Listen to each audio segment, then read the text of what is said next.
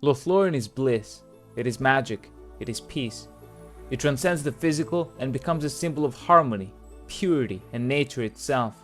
It is the embodiment of what it means to be an elf that has witnessed the glory of Valinor and has brought a piece of it back to Middle-earth. The One Ring, on the other hand, is a corrupting evil, a dominating influence on the world whose sole purpose is to enslave.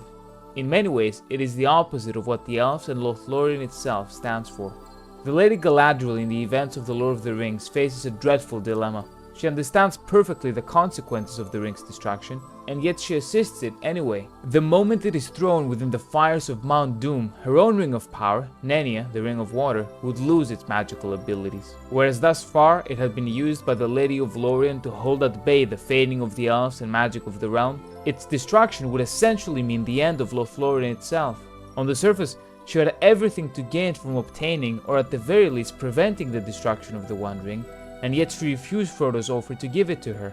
Through her wisdom, she understood that the ring would merely corrupt her good intentions and turn her into a tyrant on a similar level to Sauron himself, or perhaps even worse. If that were to happen, not only would the Lothlórien that she knew and loved so deeply be gone, but her soul and the souls of her followers along with it. This decision had one outcome. She chose to suffer for the sake of her moral values and for the sake of what she knew in her heart was good. In the choice between moral victory and potential physical defeat, or moral defeat and certain physical victories, she chose the former, without yet being certain of the true consequences of her actions when she refused it. It is a heart-wrenching decision that pits personal gain against moral responsibility. Galadriel's resolute decision to uphold her moral values and reject the One Ring can be viewed as a reflection of the broader theme of temptation and resilience throughout the Lord of the Rings. The One Ring, with its seductive power and corrupting influence, acts as a test for the characters in the story.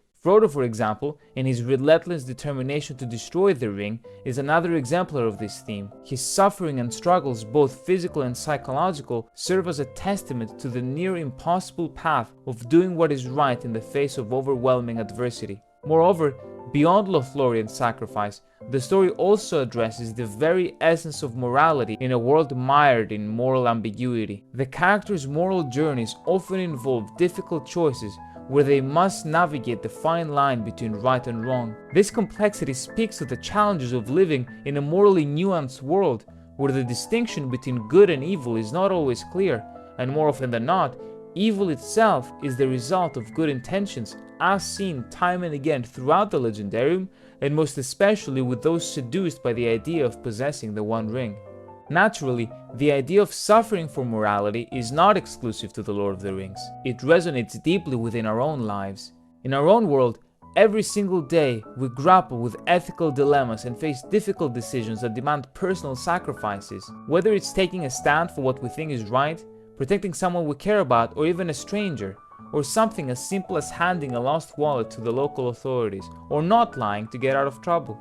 The choice to suffer for one's moral values is a universal and timeless aspect of the human experience. To not be a hypocrite, to try as hard as you can to be an individual whose actions others would wish to replicate, to be a beacon at a time of darkness, at a time when knives and daggers fall in the night, at a time when it would be easy to turn to savagery and abandon all human dignity and sense of civility, to be no better than beasts in human skin.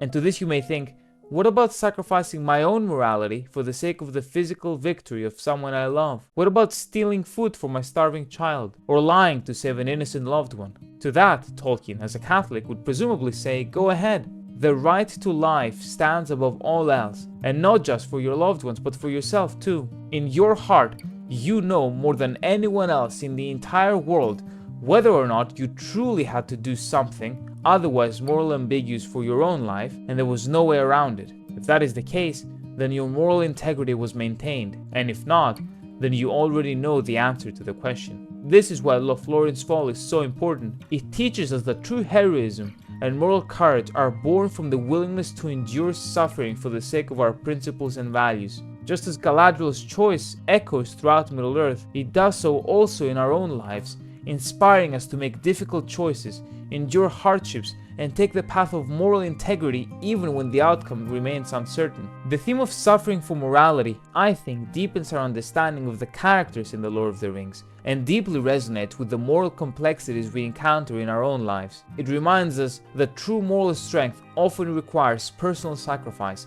unwavering commitment to the greater good, and the courage to face moral dilemmas even when the path ahead is uncertain and full of hardship. Aragorn is another character that perfectly encapsulates this. He understands that were he to sacrifice his values, then he would be no better than the Dark Lord he aims to destroy. He stands in the front line without hoping to gain a crown from the glory of his feats, but because he has to. Because if he didn't, all would be lost. And when he does finally become king, he does so out of duty.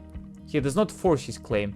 He is chosen by the people and the lawful steward of Gondor because of his character and moral strength, because he is not just a warrior, but a healer.